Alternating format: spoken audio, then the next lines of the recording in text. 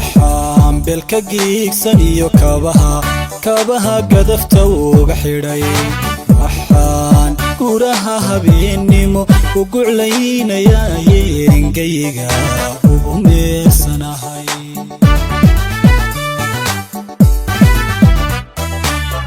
koruu dadku seexday badi albaabkana soo gudbeen waxaa gabadanada iyo jubahaan kala go'ayn guryaay hor taagayeen anigoo gaadhka u hayaa dadkaygu inuu ku gamo guliyo sharaf iyo ammaan koruu dadku seexday badi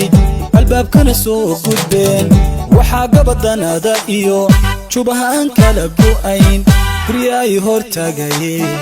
anigoo gaadhka u hayaa dadkaygu inuu ku gamo guliyo sharaf iyo ammaan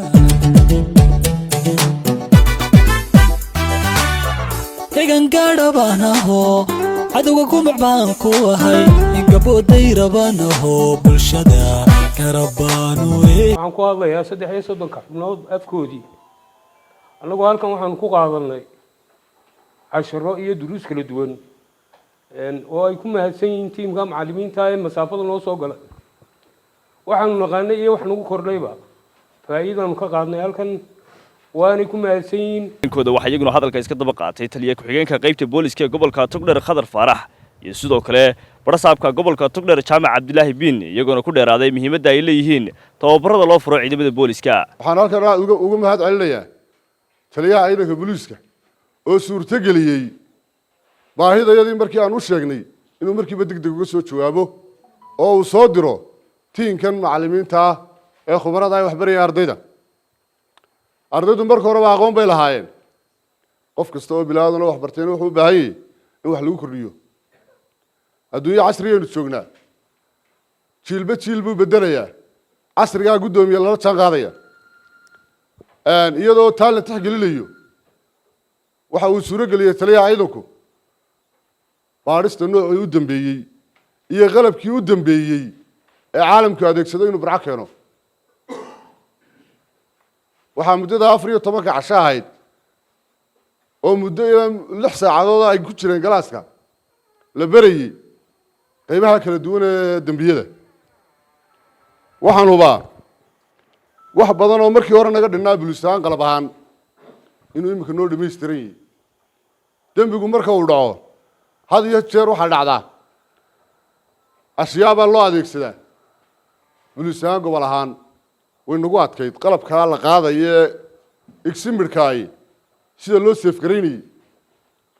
aqoonteedii waanu lahayn laakiin qalab ahaan baan oolin maanta waxa diyaar ah qalabkii lagu qabanayay kii faraha lagu soo saarayay kii tuugu marka guriga uu dhaco lagu helayay farihiisii ama ashyaadii uu taataabtay lagu helayay waxaan hubaa waxa aad barateen inuu gobolkan anfici doono aqoontiinii waxa weeye ana ku dabaqi doontaan hore aan lahaydeen gobolkiina ugu shaqeyn doontaan waxaan leeyahay taliyaha ciidanka booliska taliya waad mahadsan tahay laakiin ballanqaadkii waxba hadhay booliisku labada hab ee ay u shaqeeyaan